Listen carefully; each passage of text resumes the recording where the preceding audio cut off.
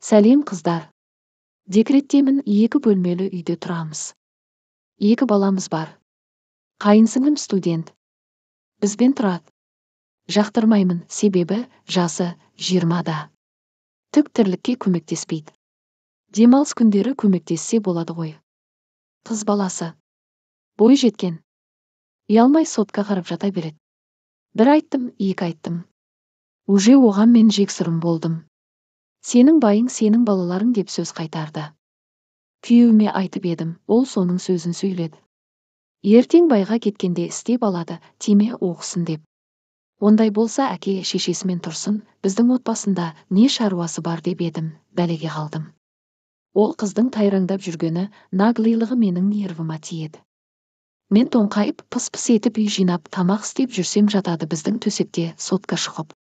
Ата-енем ауқатты кісілер, бірақ осы қызды менің күйеуіме полный артып қойған.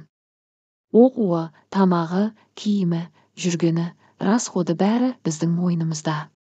Тамағын қызғанбаймын, мейлі ағасы ғой деп басында қуанып қарсы алып едім. Әбден тәлпіш, ырбақ етіп өсірген қыздың мінезін мен көріп жатырмын.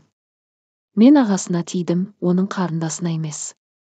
Биыл жазда оқуы біткен соң осыны бір жақты қылғым кеп тұр. Ата-енеммен сөйлесіп қызды жөнге салыңыз, мені жеңгесі ретінде сыйласын демекшімін.